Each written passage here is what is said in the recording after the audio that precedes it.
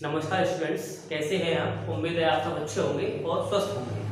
जैसा कि आप सब लोग जानते हैं कि जैसे जैसे आगे समय बढ़ता जा रहा है तो धीरे धीरे करके अब लॉकडाउन भी सामान्य होता जा रहा है और अनलॉक 1 भी शुरू हो चुका है। ठीक है, तो आप सबकी बोर्ड की क्लासों को ध्यान में रखते हुए हमने 10th 11th 12th के जो आपके बैचेस हैं मैथ्स के वो स्टार्ट कर दिए हैं, क्योंकि हमारे पास पीछे समय कम बचता है। अगर हम अभी स्टार्ट नहीं करेंगे तो पूरा सिलेबस कवर करने में हमें दिक्कत होगी, हो सकता है पूरा सिलेबस कवर नहीं हो पाए। इसी को ध्यान में रखते हुए हमने अपने बैचेस धीरे धीरे करके कम बच्चों के साथ स्टार्ट करना शुरू कर दिया है। और अगर आपको किसी भी बैच टाइमिंग के बारे में इंक्वायरी करनी है तो आप मुझसे, मैंने अपना फोन नंबर दे रखा है, वहां से आप मुझे फोन करके या व्हाट्सएप के माध्यम से बैच टाइमिंग के बारे में पूछ सकते हैं कि कौन सा बैच किस समय पे चल रहा है। ठीक है स्टूडेंट्स, लास्ट वीडियो में मैं डिस्कस कर चुका था चैप्टर नंबर 1 का एक्सरसाइज 1.2 का। तो आज के वीडियो में हम डिस्कस करेंगे रेशनल नंबर, इरेशनल नंबर यानी परमेय संख्या और अपरमेय संख्याओं का कॉन्सेप्ट सहित कंप्लीट डिस्कशन करेंगे। ठीक है स्टूडेंट्स, तो ध्यान से पूरा वीडियो देखिए और बिना स्किप करे देखिए। और यदि अगर आपने चैनल सब्सक्राइब नहीं किया है तो हमारा चैनल सब्सक्राइब कीजिए। ठीक है स्टूडेंट्स, तो यहाँ मैंने लिखा है रेशनल नंबर यानी परमेय संख्या। जैसा कि मैं इसके बारे में थोड़ा सा आइडिया पहले भी दे चुका था कि परमेय संख्या वो होती है जिसको हम P/Q की फॉर्म में लिखते हैं और जिसका Q कभी भी 0 के इक्वल नहीं होता। नॉर्मली मैंने एग्जांपल भी दिया था 1/2, 2, 3, 4/5 एंड सो ऑन। ये सारे के सारे आपके क्या है, परमेय संख्याएं। इनको हम अंश बटे हर की फॉर्म में लिख सकते हैं। ये आपको यहाँ पे भी इसके नीचे 1 है, तो ये अपन सारी की सारी जो है वो P/Q की फॉर्म में है। ये मैं बात कर चुका था, लेकिन यहाँ थोड़ा सा मैं इससे आगे बात करूंगा। यहाँ पे मैं बात करूंगा आपसे डेसिमल रिप्रेजेंटेशन।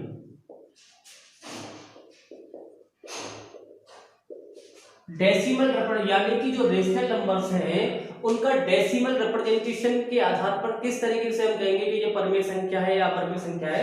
तो यहाँ तक अभी मैं बात कर रहा हूँ केवल परमेय संख्या की। तो मैंने एक एग्जांपल ले लिया 1/4। ठीक है, जब मैं इसको सॉल्व करूंगा तो ये निकल के आएगा 0.25। यानी आपने क्या देखा कि ये पॉइंट के बाद 2 और 5 पे जाके ये कंप्लीट हो गया। कहने का मतलब यहाँ पे ये एंड हो गया। तो इस तरीके की जो परमेय संख्या है उनको हम बोलते हैं terminating decimal. Terminating decimal Hindi में बोलते हैं इनको शांत दशमलव संख्या। शांत, जैसे कि आपको हिंदी के वर्ड शांत से पता चल रहा है कि यहाँ पे जाके शांत हो गई, इसलिए इसको हम बोलेंगे टर्मिनेटिंग डेसिमल यानी कि शांत दशमलव संख्या। ठीक है, ऐसे ही अगर मैं एक एग्जांपल ले लूं 2/3, जब मैं इसको सॉल्व करूंगा तो निकल के आएगा 0.6666 डॉट डॉट डॉट, ऐसे ही आगे चलता रहेगा। तो आपने जब मैंने पहला एग्जांपल दिया, मैंने 1/4 यहाँ देखा 0.25 पे खत्म हो गया ये। इसको हमने बोला टर्मिनेटिंग डेसिमल यानी कि शांत दशमलव संख्या। लेकिन यहाँ पे आपने क्या देखा कि जब मैं 2.3 को सॉल्व करूंगा तो 0.6666 एंड सो ऑन, यानी आपने देखा लगातार जो 6 वाला टर्म है वो बार बार रिपीट होता जा रहा है। तो इसका मतलब ये जो है आपका कहीं एंड नहीं होगा, तो इसको बोलेंगे हम नॉन टर्मिनेटिंग। नॉन टर्मिनेटिंग, इसको हिंदी में बोलते हैं अशांत। लेकिन यहां आप क्या देख रहे हो कि एक नंबर ऐसा है जो बार बार रिपीट हो रहा है, इसलिए इसको बोलेंगे अशांत आवर्ती। इसी को इंग्लिश में बोलते हैं non terminating recurring. Clear students, non terminating recurring number यानी कि अशांत आवर्ती परमेय संख्या। तो कहने का मतलब कोई भी परमेय संख्या कब होगी, पहली कंडीशन जब P/Q की फॉर्म में होगी जिसका Q कभी 0 के बराबर नहीं होगा। दूसरी कंडीशन कि वो टर्मिनेटिंग डेसिमल यानी कि पॉइंट के बाद वो किसी एक नंबर पर जाके खत्म हो जाए। तीसरी कंडीशन क्या है कि अगर वो परमेय संख्या किसी नंबर पर खत्म नहीं हो रही है तो उसमें एक नंबर ऐसा मिलना चाहिए या एक पैटर्न भी ऐसा मिल सकता है जो आपको लगातार रिपीट हो रहा है। आप अगर मैं ये लिखूं 0.676 676 676 एंड सो ऑन, तो यहाँ पे भी आप क्या देख रहे हो कि एक निश्चित पैटर्न आपको बार बार रिपीट हो रहा है। तो ये जो रिपीट हो रहा है ये भी आपका क्या हो जाएगा, नॉन टर्मिनेटिंग रिकरिंग यानी अशांत आवृत्ति। तो जो अशांत आवृत्ति संख्या होगी वो भी आपकी कैसी होगी, परमेय संख्या। अब समस्या यहाँ पे ये बनती है कि हम कैसे पता चलेगा, मान लो हमारे पास 1/4 लिखा हुआ था, ठीक है, या मान लो हमारे पास 7/10 लिखा हुआ है, ठीक है, या हमारे पास 3/50 लिखा हुआ है, तो हमें कैसे पता चलेगा कि ये जो है वो टर्मिनेटिंग डेसिमल है या नॉन टर्मिनेटिंग डेसिमल है, ये कैसे पता चलेगा, ठीक है। तो मैं इसको बताता हूँ, ध्यान से देखिए। तो इसको पता करने के लिए टर्मिनेटिंग डेसिमल यानी कि शांत दशमलव संख्या वो संख्या होगी जिसके हर में यानी कि डिनोमिनेटर में अगर आपको 2 की पावर m इंटू 5 की पावर n, क्लियर, यहाँ पे m और n कोई भी नंबर हो सकते हैं, पॉजिटिव इंटीजर, कोई भी पॉजिटिव इंटीजर हो सकते हैं। फॉर एग्जांपल 2 की पावर 1 इंटू 5 की पावर 2 एक्सेट्रा, 2 की पावर 5 इंटू 5 की पावर 3 एक्सेट्रा, कुछ भी हो सकता है। तो यानी कि आपको हर में, इसमें डिनोमिनेटर में आपको 2 की पावर m इंटू 5 की पावर n का प्राइम फैक्टर दिखाई दे जाए, तो वहां आप लिखोगे कि वो संख्या आपकी कैसी होगी, टर्मिनेटिंग। एक एग्जांपल से बताता हूं कि मान लो आपके पास 3/50 लिखा हुआ है, ठीक है, तो 3/50 यानी अब आपको 50 के प्राइम फैक्टर करने हैं। 2 से कितनी बार कटेगा, 25, फिर 5 से करेंगे तो 5 और फिर 5 से करेंगे तो 1। तो अगर प्राइम फैक्टर में 50 की बात करूं प्राइम फैक्टर की, तो ये हो जाएगा 2 इंटू 5 की पावर 2। तो यानी कि मैं इस 3/50 को क्या लिखूंगा, 2 की पावर 1 इंटू 5 की पावर 2। Is that clear? 2 की पावर 5 2 की पावर 1 इंटू 5 की पावर 2।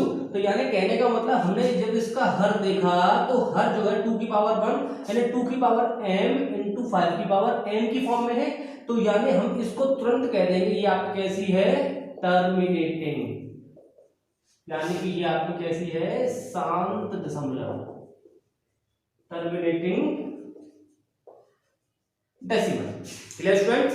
यानी आपको टर्मिनेटिंग डेसिमल समझ में आ गया, यानी आपको कुछ नहीं करना, केवल उसका हर जो है उसको देखना है और उसके आपको केवल प्राइम फैक्टर कर देने हैं। अगर प्राइम फैक्टर 2 की पावर m इंटू 5 की पावर n की फॉर्म में है, तो हम कहेंगे कि वो हमारा शांत दशमलव यानी टर्मिनेटिंग डेसिमल है। और यदि उसके हर में इसके अलावा यानी 2 की पावर m इंटू 5 की पावर n के अलावा कोई फैक्टर और आ जाता है, तो हम कहेंगे कि वो हमारा अशांत आवृत्ति है। एक एग्जांपल से समझिए,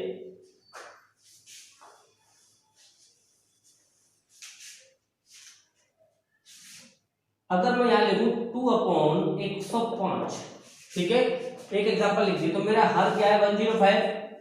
इसका मैंने प्राइम फैक्टर किया तो सबसे पहले मुझे 3 से करना पड़ेगा, ठीक है, 3 से 3 9 3 5 जा, फिर मुझे 5 से करना पड़ेगा 7, और ये मुझे 7 से करना पड़ेगा 1। तो यहां आपने देखा 3 इंटू 5 इंटू 7, तो अब आपने क्या देखा, इसके हर में 5 के अलावा एक 7 भी है और एक 3 भी है। Clear student? इसका मतलब जब हम इसको सॉल्व करेंगे तो ये आपकी अशांत आवर्ती संख्या है, क्योंकि यहां पे आपको यहां लिखोगे चूंकि इसके हर में 5 के अलावा 2 की पावर 5 2 की पावर n इंटू 5 की पावर n के अतिरिक्त 3 व 7 भी एक अभाज्य गुणनखंड है, अतः यह अशांत आवृत्ति है। Clear students? आपको अब दोनों पॉइंट समझ में आ गए, यानी कि शांत आवृत्ति कब होगी, शांत कब होगी, और अशांत होगी तो फिर वो अशांत आवृत्ति कब होगी। तो शांत के लिए कंडीशन क्या थी कि अगर हमें केवल उसका हर चेक करना है, अगर हर 2 की पावर m इंटू 5 की पावर n की फॉर्म में होगा तो हम कहेंगे कि ये हमारे शांत है, और अगर वो 2 की पावर उसका हर यानी डिनोमिनेटर 2 की पावर m इंटू 5 की पावर n के अलावा उसमें कोई एक फैक्टर, कोई सा भी एक फैक्टर और ऐड हो जाता है, तो हम उसको बोलेंगे कि वो कैसा है, अशांत आवृत्ति। एक कंडीशन और समझ लीजिए इसमें, वो इंपॉर्टेंट कंडीशन है कि अगर मान लो आपके पास 1/125 लिखा हुआ है, तो 125 की हम फैक्टर करेंगे तो निकल के आता है 5 × 5 × 5, ठीक है, यानी 5 की पावर 3। तो ये आप इसको लिखोगे 5 की पावर 3। तो अब आप कहोगे सर इसमें 2 की पावर m, तो 2 की पावर m का फैक्टर तो है नहीं, 2 तो है नहीं, लेकिन ये आपकी शांत ही है, ये शांत दशमलव संख्या है। क्यों? क्योंकि जब हम इसके फैक्टर करेंगे तो ये 2 की पावर 0 × 5 की पावर 3 की फॉर्म में लिखा जाएगा। Is that clear? इसको हम 2 की पावर 0 का मतलब किसी की पावर 0 का मतलब 1 होता है, तो 1 × 5 की पावर 3 करेंगे तो 5 की पावर 3 आ जाएगा। इसलिए ये आपका क्या कैसी हो जाएगी, शांत यानी कि टर्मिनेटिंग। Clear students? तो ऐसा नहीं है कि अगर आपको केवल किसी भी प्राइम फैक्टर में हर में आपको केवल 2 दिख जाए या केवल 5, इनमें से कोई सा भी एक हो, ऐसा नहीं है कि दोनों ही हर बार अनिवार्य रूप से आने चाहिए। अगर कोई भी एक भी दिख रहा है तब भी हम उसको टर्मिनेटिंग डेसिमल ही बोलेंगे। Clear students? ऐसा नहीं है कि लेकिन इसके अलावा कोई और फैक्टर नहीं होना चाहिए, ठीक है।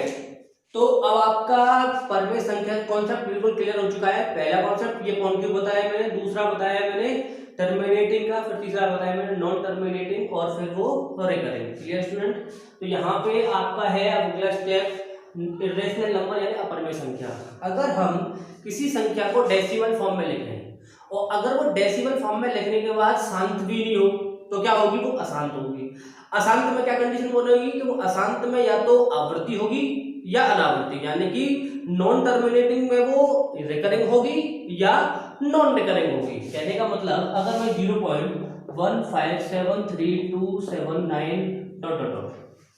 यहां आपने देखा कि पॉइंट के बाद ये लगातार आगे बढ़ते जा रहे हैं, कहीं हम ब्रेक नहीं हुए, और आपने देखा कि कोई भी एक ऐसा पैटर्न नहीं बनना है इसमें जो बार बार रिपीट हो रहा हो, यानी अगली बार जब देख रहे हो तो एक नई संख्या मिलके आ रही है, कोई नया नंबर मिलके आ रहा है, तो यानी इसको कहा जाएगा नॉन टर्मिनेटिंग नॉन रिकरिंग।